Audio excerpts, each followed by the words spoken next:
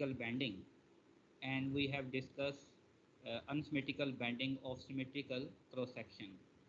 So we have solved this example number 1,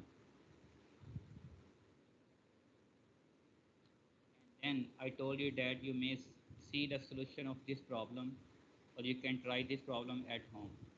But again, if you are unable to solve this, I will show you the solution that I have solved on the paper. So first of all, we need to understand the given information.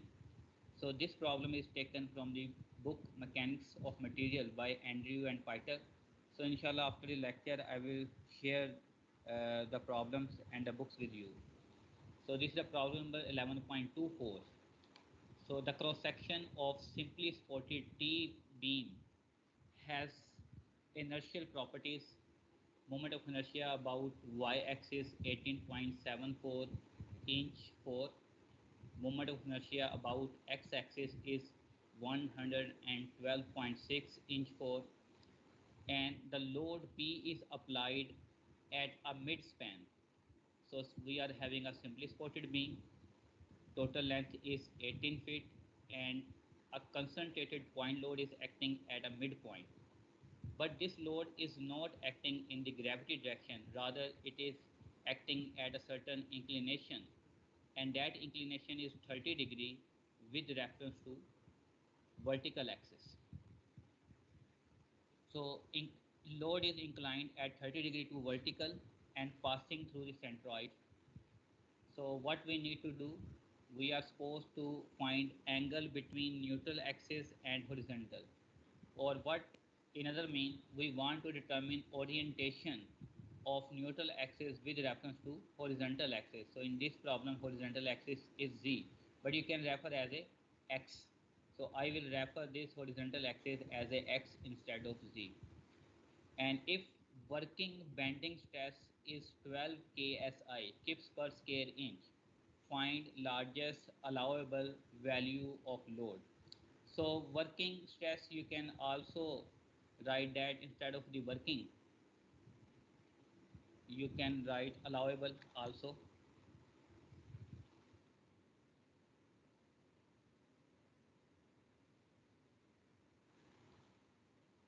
Bending stress. So we need to determine largest allowable value of load P. So how we can solve this problem? So first of all, we need to see that we are dealing again with symmetrical cross section. So this is a symmetrical section, and it is having only one axis of symmetry. So I told you that if any axis of symmetry exists for any section, and if that axis of symmetry is passing through the centroid, then the same axis will be the principal axis. It means that the y-axis will be the principal axis because it is the axis of symmetry and passing through the centroid. So if we know orientation of one principal axis, so we also know the orientation of second principal axis, which is perpendicular to y-axis. So it means that both centroidal axis y and z will be principal axis. So since the load is not acting along one any of principal axis, so it means that it will not produce bending moment about any one of principal axis. So what we will do in order to solve this problem, or in order to use Flexure equation, we need to resolve this load along principal axis, and then we will use the principle of superposition. We will determine bending stress separately due to the moment acting about x-axis and y-axis, then we will sum up. So the bending stress, they will always be maximum at the point where the both the stress component, they are being added up due to the moment mx and my. So I have solved this solution on a paper. So I will give you the solution. I will also share with you. So this was the problem. So we are given geometric properties, and also we are given centroidal location. So you don't need to determine the centroids. So centroidal location is given 3.07 inch with reference to top surface. So if we know location of centroid from the top, So we can subtract this value 3.07 from total depth, which is 9 inch. So I believe the answer will be 4.93 with reference to this bottom point. So in the solution, so actually in this problem, we are having load unknown p value.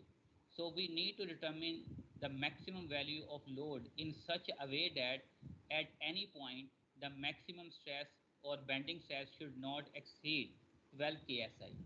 So first of all, we need to check that which point is subjected to maximum stresses. So in solution, we will calculate maximum load P if maximum allowable stresses are used as 500 psi. I think the problem might be a little bit different. So this is 11.24, but actually the problem is quite same. But I have taken from the old book. So okay, I will modify this data. So you can solve this problem yourself. But actually this problem and these problems are almost same. But actually we are given two conditions. Calculate maximum load P if maximum allowable stress are 5,000 psi in tension and 12,000 psi in compression. So we are having two different limits.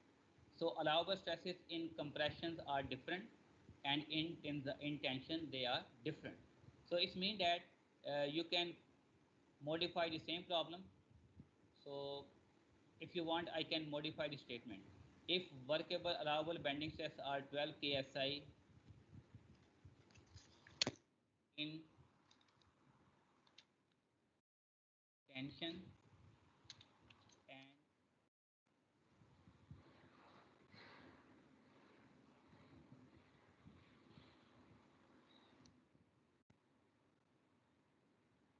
5,000 psi in tension, okay, 12 ksi in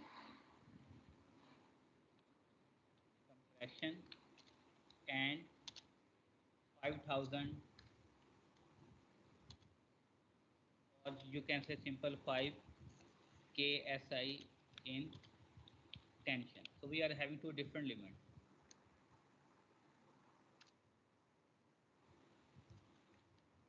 So how we can solve this problem now?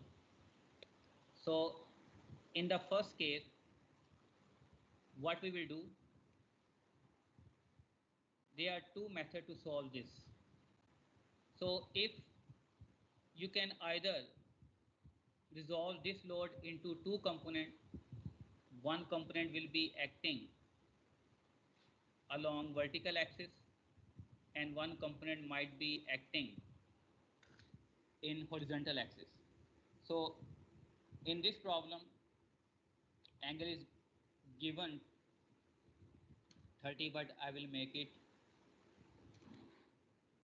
actually both are different problems. So but anyhow, I want to give you the hint. So here the angle is considered at 60. So there are two ways. Either you can resolve this load into two components. One component is acting along x-axis and one component along y-axis.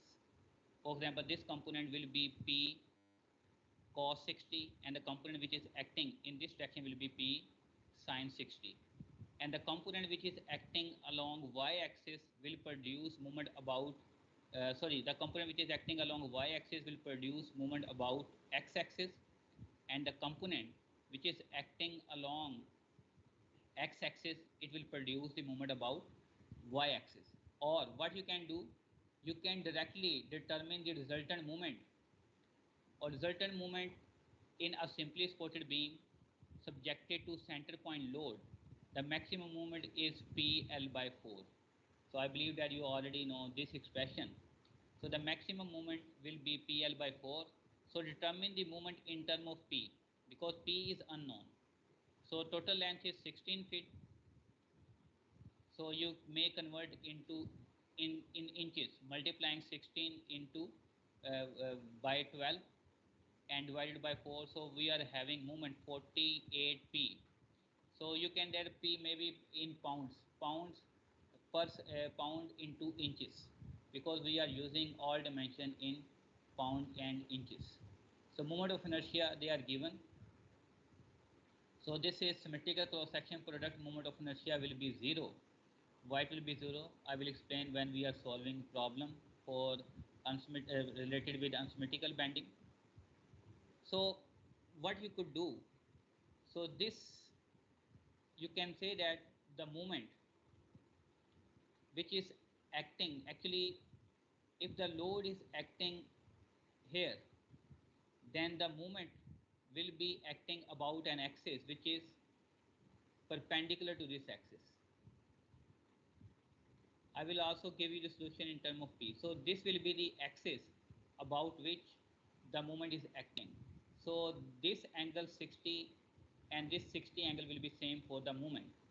But next point is that what will be the direction of movement vector? So the movement vector direction, let me, if I can modify this.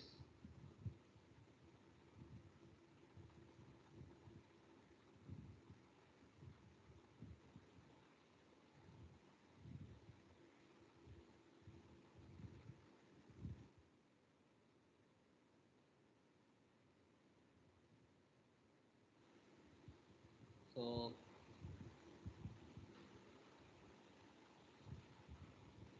how I can add the line? So it is only adding the arrow. Okay, no problem. So arrow will be here.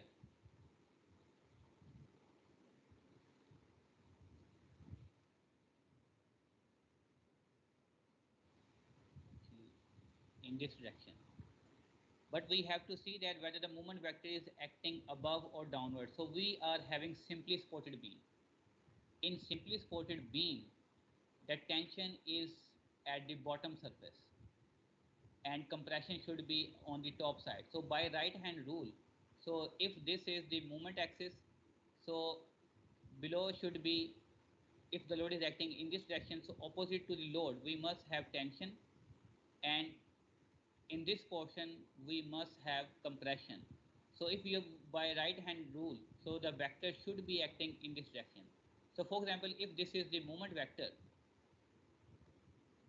so in moment vector an angle is having 60 degrees, so you can resolve this moment vector into two components. One component will be along y-axis and one component will be along m-axis, x-axis. So this is this 60 angle.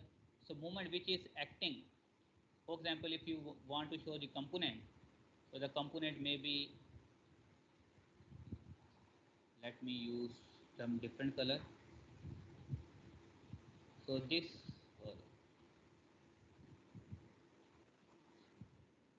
why I'm unable to select this.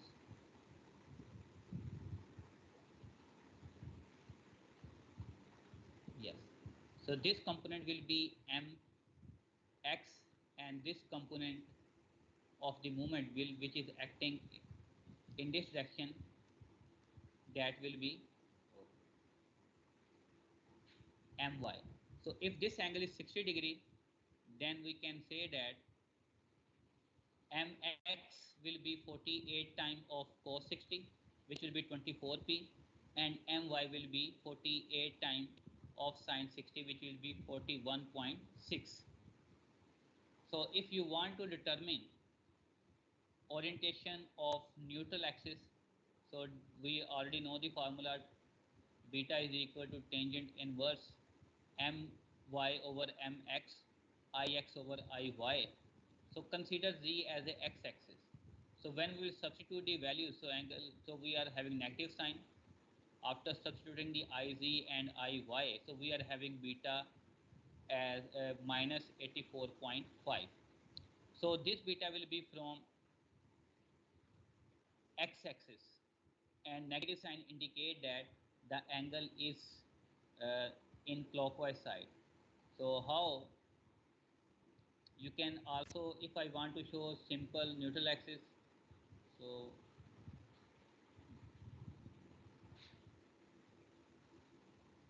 let me select any line, and for this line So this will be the orientation of neutral axis. Why? Because neutral axis orientation will be with reference to axis from which the angle of moment vector is given. So angle of moment vector is given from this axis. So this angle is from this. So this angle is 60. So from here to here, this angle will be 84. So whatever is this angle and this angle will be same. So you may get the idea of orientation of angle by two concepts. If this equation always give angle from positive x-axis and negative sign indicate that the angle is in clockwise direction, or if you don't want to consider this negative sign, just remember the angle theta for moment vector and beta will be from same axis. So if the theta for the moment vector is given from this axis, so beta will also be from the same axis. So this angle and this angle will be same. So just like I have mentioned over here. Okay, next, then I told you that we can split up this moment diagram into two parts. For example, if I am having load, so if the load, I resolve the load into two components, one component is acting downward and one component is acting to this direction, just like here. So the component of the load which is acting in downward direction, actually it is causing, so let me show the moment vector also.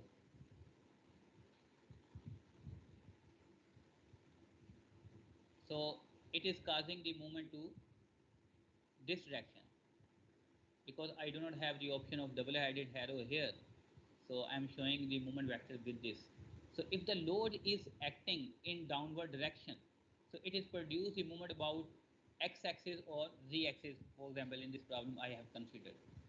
And if I want to show the moment vector, if the load is acting downward, so x-axis will be the neutral axis, and opposite to the load we are having tension, and above the neutral axis we will have all fiber undergoing compression.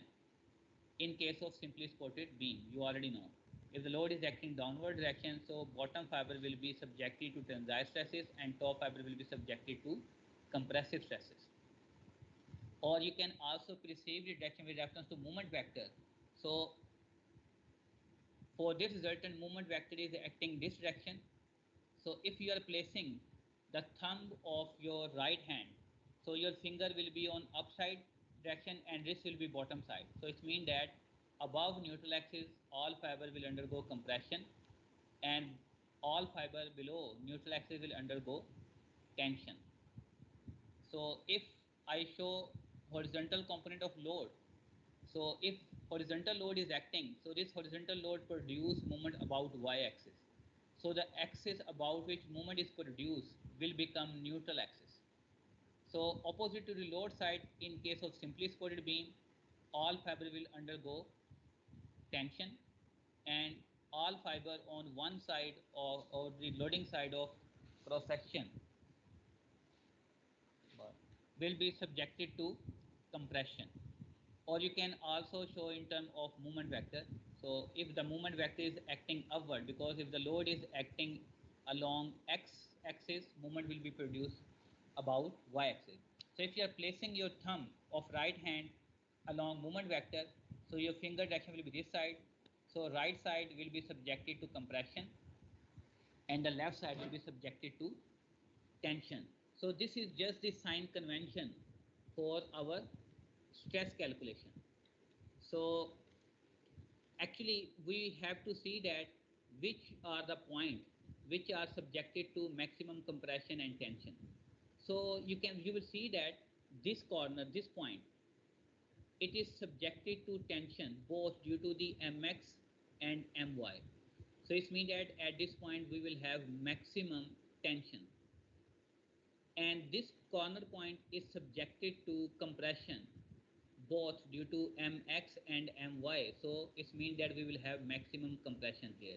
So for maximum compression we need to check only this point, and for maximum tension we need to check only this point. No need to check this corner and this corner, because due to My we are having tensile stresses here, and due to Mx we are having compressive, so which will cancel each other's effect. So I'm referring this point A, B, C, and D. So we are using this simple equation. Total stress will be summation of stresses due to Mx and My. So wherever you are having Z, consider as a X. So in this equation, all parameter will be positive. Mz will be positive, Y will be positive, Iz will be positive, My will be positive, Iy and Z. Just you need to pick up this sign from this diagram. So for example, if I want to compute total stresses at point A, so point A is this one. So what is the location of point A? Y coordinate from with reference to x-axis is 3.07, because that is given in this problem, 3.07. So location of point A with reference to x-axis is 3.07. So x location will be with reference to y-axis will be 3. So y is 3.07 and z value or x value with reference to y-axis will be 3. And this point A is undergoing compression due to Mx and due to My. So negative sign we are picking from here. All parameter will be positive. We just need to pick negative and positive sign from this sign convention diagram. Similarly, if you want to compute stress at point B, so B point is having Y locations same 3.07 and also X location same 3, and you need to put this value without their coordinate sign 3 and 3.07. But due to Mx, point B is undergoing compressive stresses, so I substitute negative sign, and point B is subjected to tensile stresses due to My, so I have substituted positive. Similarly, point C, which is point C, this one. So Y location is 4.93 with reference to neutral axis or x-axis, and thickness is 1 inch. So distance from y-axis will be 0.5. Just see here. So this is 5.93, sorry, 5.93, and y location x 0.5. Similarly, this point D is having x distance 0.5 and y 5.93. So all parameters will be positive. Just we need to pick negative and positive sign from this diagram. So point B is undergoing tensile stresses, sorry, C, undergoing tensile stresses due to both Mx and My. So I have positive. So load value will be in term of P value. So point D is having compressive stresses due to My. So that's why this negative sign, and tensile stresses due to Mx, so positive. But I again told you that you just need to determine the expression, use the expression for point B, sorry, point A and point C, because at point A we are having maximum compressive stresses, and at point C we are having maximum tensile stresses. So this value will be in term of P. This is 2.37. So what we will do for workable stresses allowable, so we will compare, we will change this value sigma A, sorry, this value where maximum tensile. So no, actually in case of unsymmetrical section, we do not know that which point is subjected to maximum compression and tension. So you have to determine the stresses at all 4 point or corner point. So the maximum compressive stresses are 7.33 P. So if we are replacing sigma A because these are compressive by 12,000 psi. So you can determine one load value in pounds. And then if you replace sigma b value, because these are the maximum tensile stresses. So if maximum allowable stresses are tensile stresses are 5,000, so you can determine another p value from here. So the lesser value of p out of these two equation will be our answer. So our answer will be 1637 psi. So you can resolve this problem as I have provided. So if you are having any question regarding this problem, you can raise the hand. I will be responding your queries. So no question. Any student is having question? No? Okay, no problem. Okay, now next is we need to deal the unsymmetrical bending of unsymmetrical section. So as you have seen that solution of unsymmetrical bending of symmetrical section is rather simple. Why it is simple? Because orientation of principal axis is readily available or known. Because we know that for symmetrical section, the centroidal axis are the principal axis. Because of plagiar theory means this bending stress formula. This is only applicable if moment they are acting about principal axis. So it means that if the moment they are not acting about principal axis, then these equations cannot be used or they cannot predict accurate answer. So we need to resolve the load about principal axis. So in case of unsymmetrical section, so orientation of principal axis is not given or known. So it means that the very first step will be the determination of orientation of principal axis for unsymmetrical section. In unsymmetrical section, principal axis do not coincide with centroidal axis, so there will always be unsymmetrical bending even though the loading plane is parallel or passing through the centroidal axis. So even though the load is passing through the centroidal axis, but we will have biaxial bending and or unsymmetrical bending because that centroidal axis, these are not the principal axis.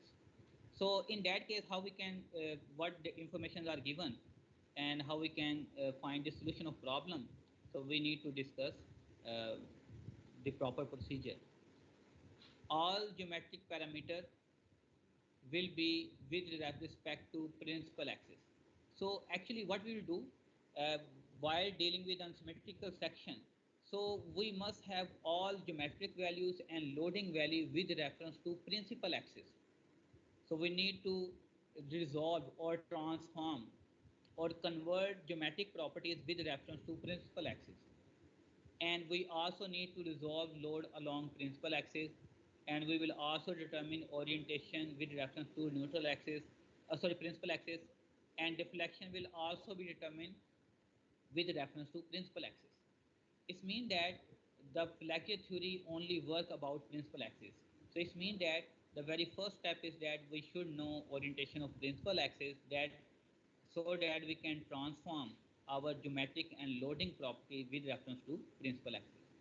So here we are having certain derivation. We can or we need, we are going to derive certain expressions, and by using that expression, we can convert our geometric properties from local axis or centroidal axis to the principal axis.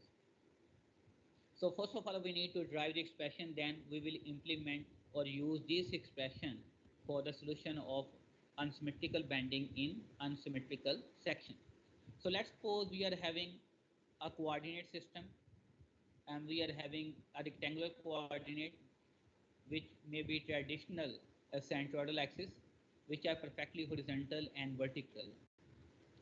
And in this coordinate system, we are having x-axis and y-axis, which are perfectly horizontal and vertical, and we are having any point within these coordinates. So we are having another set of coordinates or axis, and I am referring these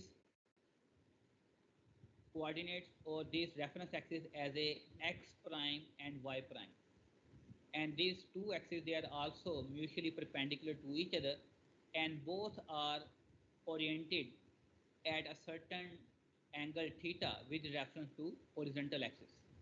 So we are having two set of reference axes which are mutually perpendicular to each other, but they are having orientation theta with reference to each other. And this orientation is in counterclockwise side. So theta will be positive. So x-axis is oriented in counterclockwise direction with value of theta. So actually, in most of the time, we know all geometric properties with reference to centroidal axis or horizontal and vertical reference axis. So we are assuming that this point, it is having coordinate x with reference to vertical axis y, and coordinate y with reference to horizontal axis x. So given information are, we know the orientation of two reference axes, which is theta, and we know the coordinate of any particular point with reference to given or horizontal and vertical axis. X, y, and theta values are given. So what is our objective? So actually, I want to develop a relationship to determine coordinate of this point with reference to x and x prime and y prime axis. So coordinate of this point with reference to x bar or y bar axis will be x prime and y prime. So this is the coordinate. X bar is the coordinate with reference to y bar principal y bar axis, and y prime is the coordinate with reference to x prime or x bar axis. So actually, I want to determine orientation this coordinate x bar and y bar with reference to any other reference axis which are oriented at an angle theta from our traditional horizontal and vertical axis. So we need to do certain geometric operation to come up with solution. So what we have done, so if we draw a line, we will extend this line parallel to this y-axis. So this will be the line. And then from here, if we sketch a line parallel to this x bar axis, and similarly, I have sketched a line here parallel to x bar axis. So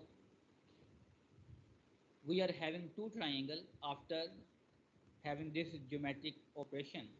So point of interest is that we only know the x value and y value, and we want to determine y bar value and x bar value in term of x and y. So you will see that y bar, this value will be equal to BD minus CD. So this y bar value, this will be equal to this total B and D, and if I will subtract this distance, which is C and B. So this angle and this angle will be same, and we are having a right angle triangle. So by simple geometry, you can easily determine that you will come up that this angle is equal to this angle. So if we know this angle, and actually we know this value y, and we want to determine this value, so it's mean that this is hypotenuse, this is base, and this is perpendicular. So it's mean that this B and D, this will be the cos function of this AD, which is y value. So AD is equal to y. So BD is equal to y cos theta. And this CB that we need to subtract. So this CB is equal to this F and A. So if we sketch a line, draw a line from point A parallel to y-axis, so wherever it will cross this line, so this is the perpendicular, So it will make a right angle triangle with this x-axis. So we are having another triangle. So this theta is given, this is hypotenuse, this is base, and this is vertical. So it means that this CB is equal to FA. So in this triangle we know this hypotenuse, so we can determine this component, which is I guess the vertical component, because this is the base, this is hypotenuse, so this is vertical. So AF will be sine function of this x value. So after substituting the values, so we know that y bar is equal to y cos theta minus x sine theta. It means that if we know coordinate of any point with reference to given axis or centroidal axis, which are x and y, and if we want to transform, we want to determine the coordinate y coordinate along with reference to axis which are oriented uh, with a oriented by a theta value, then we can use this expression. Similarly, we need to determine this x bar. This x bar value is equal to this g and d. So we can further split up. This is equal to GE and ED. So GE value, it is equal to O and F, which is actually the base of this triangle. So OF is equal to x cos theta, and ED is equal to, you can say that F and C, or that is equal to A and B.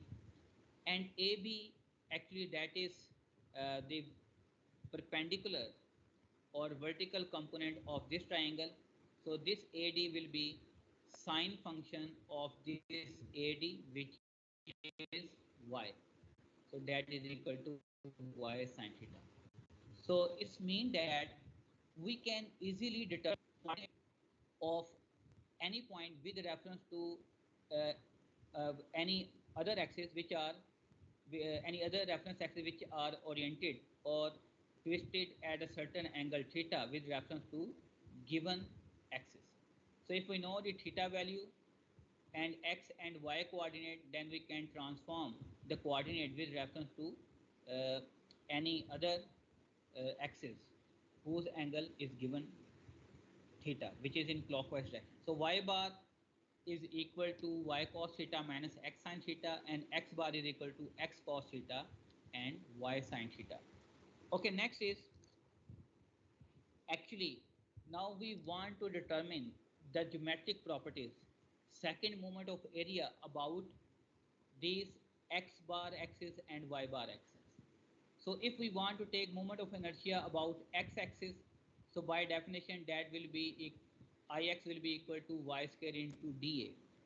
But if we want to determine second moment of area about x bar axis, mean about this axis, then we must know the coordinate of any point with reference to x bar axis and y bar axis.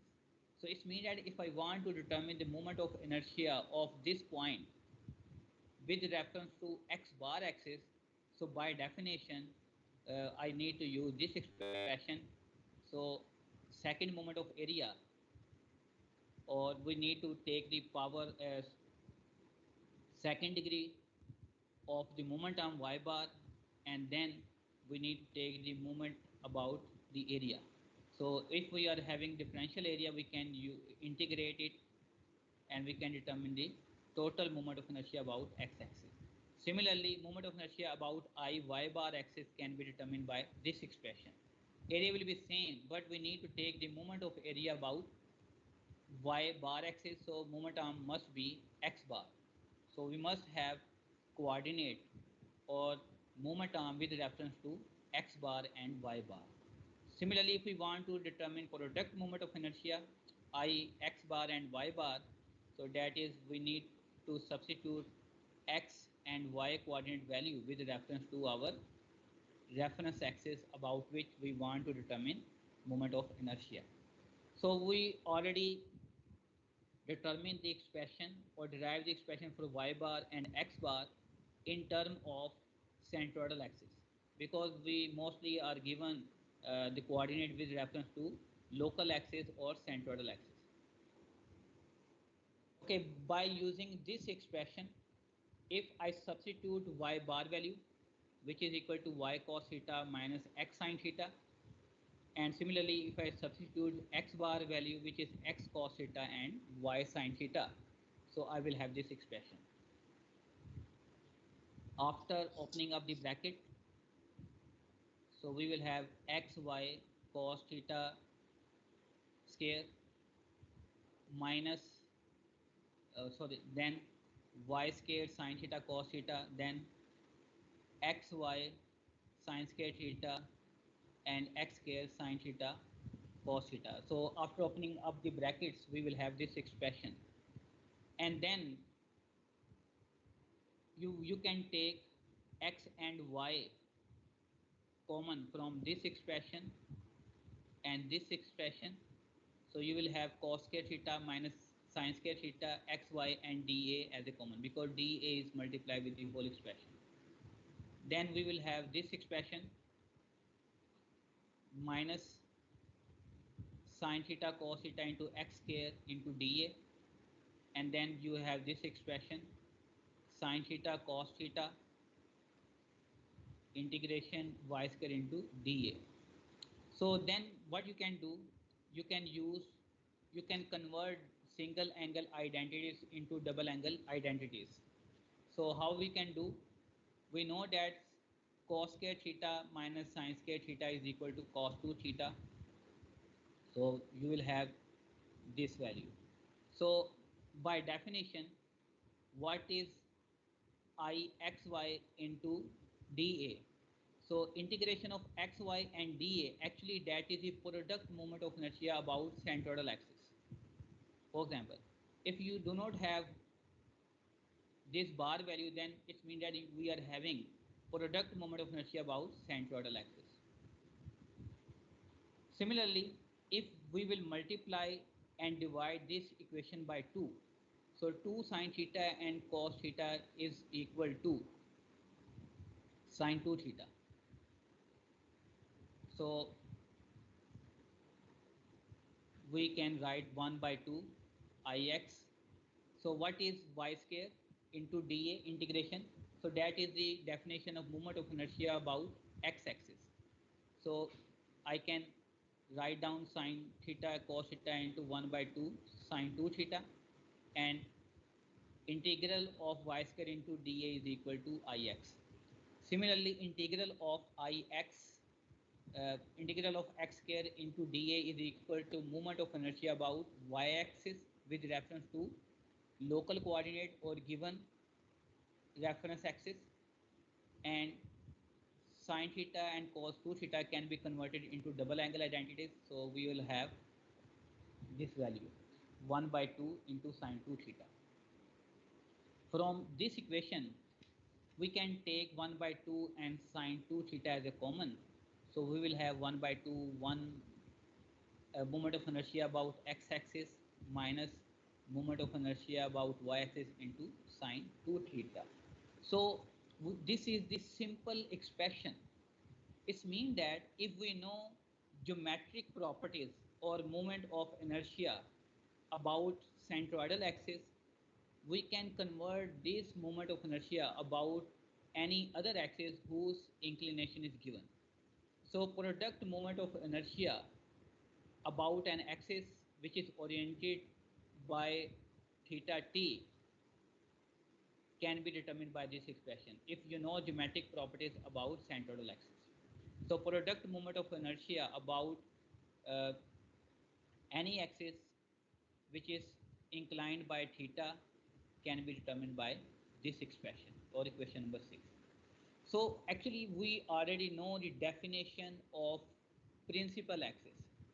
So definition of principal axis is that about the principal axis, product moment of inertia is 0. So it means that along this theta, if we are rotating this x and y axis, and we can rotate maybe at any angle, maybe 5 degree, 10, 15, 20, and along the circle, then product moment of inertia will not be zero, but it will be zero about at a certain angle. So at a certain orientation, product moment of inertia will be zero. And at that orientation, the axis about which the product moment of inertia will be zero will be wrapped as a principal axis. It means that we can easily determine orientation of principal axis if we are substituting product moment of inertia equal to zero. So for principal axis, product moment of inertia is zero. So if we substitute this value equal to zero, so we can determine the theta value about which theta value which are the orientation of principal axis. So we can bring, after simplifying this equation, so you can bring this parameter to the other side. Then sine 2 theta over cos 2 theta will be equal to tangent 2 theta. And then if we are bringing this parameter to the other side, then we are having Ix y product moment of inertia multiplied by 2 into Ix minus Iy. So we want to determine orientation of theta, which is 2p. So if we are taking the tangent inverse, so the theta p will be equal to minus half tangent inverse into 2 times of product moment of inertia divided by the difference of second moment of areas about with reference to centroidal axis Ix and Iy.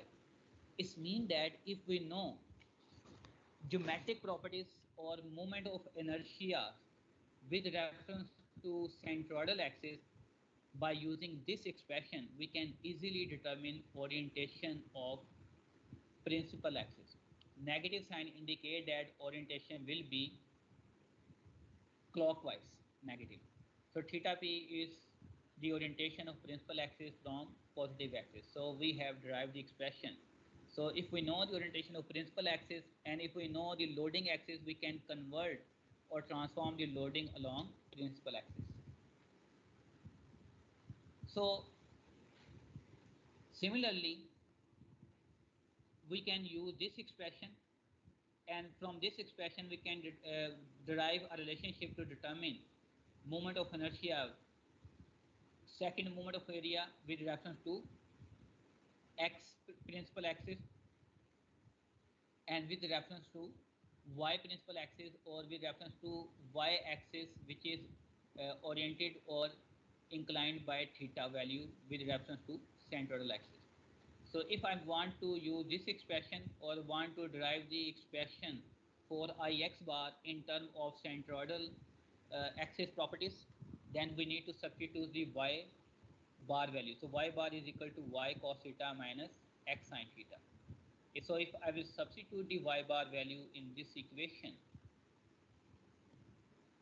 y cos theta minus x sin theta. So if I will open up the bracket, whole square, x square plus y square minus 2xy. So y square theta into cos square theta plus x square into sin square theta minus 2xy sin theta into cos theta. Again, we can convert into double angle identities. So we can separate out this term. So cos square theta will be outside, and integral of y square into dA, y square into dA, plus sin square theta and integral of x square into dA, minus 2 sin theta cos theta and integral of xy into dA. So by using double angle identities, cos square theta is equal to 1 plus cos 2 theta divided by 2. So we have derived this expression from here.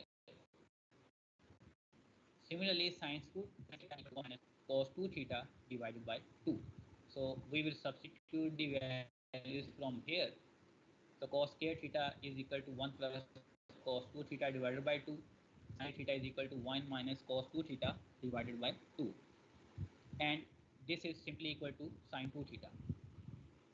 Okay, we will further simplify if you multiply inside. So Ix is common here. and Iy is also here.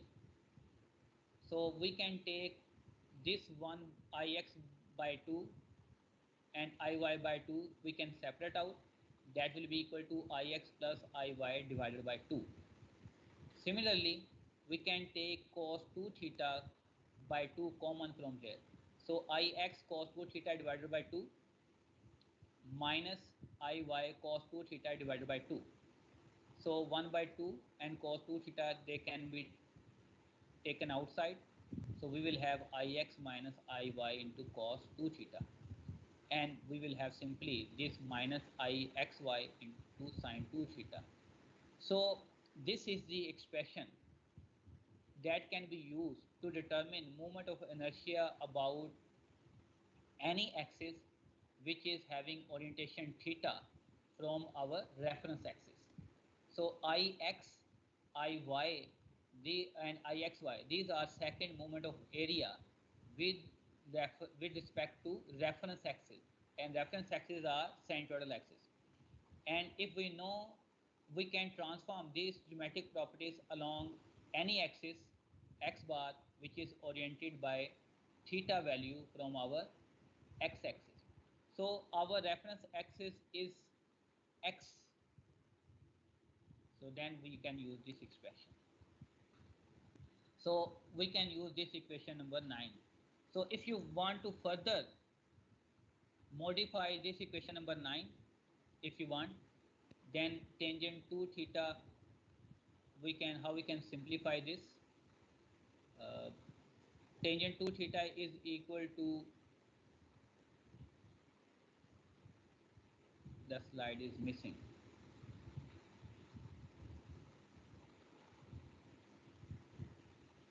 Okay, here we have already this expression from here. Question number 7. Tangent 2 theta is equal to 2 Ixy over Ix minus Iy. So from here, we can separate out product moment of inertia value, that will be equal to 1 by 2 tangent 2 theta into Ix minus Iy.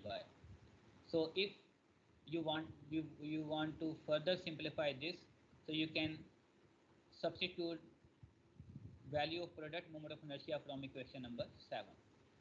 So after substituting this value, so tangent 2 theta is equal to sine theta over cos theta, and this sine theta will be multiplied with this sine theta, so that will become sine square 2 theta. And after sine square theta is equal to 1 minus cos square theta. So if you want to further simplify, after simplifying this, we will have this expression. So this expression and this will be cancelled out. So that will be Ix bar equal to Ix plus Iy divided by 2 plus 1 by 2 Ix minus Iy into secant 2 theta. So to determine Ix bar value, you can either use equation number 9 or equation number 10. Similarly, I'm not going to explain, but if you will review the slide, you will may understand easily. You can derive the expression for Iy bar by simply substituting x bar value, which is x cos theta plus y sin theta.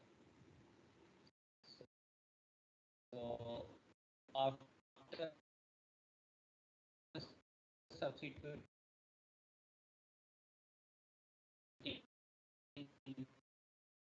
this value, so you will have the expression for Iy bar, which is 1 by 2 Ix plus Iy minus Ix minus Iy cos theta plus Ix y into sine 2 theta. So what is this?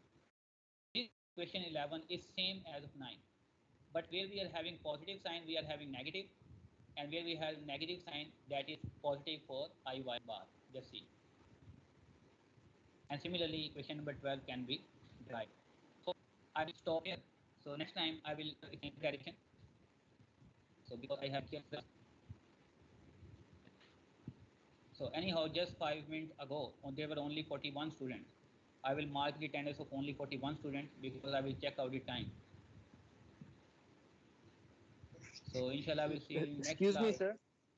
Okay, gentlemen, I have a class with some other section right now, so I can take the question maybe next time, inshallah.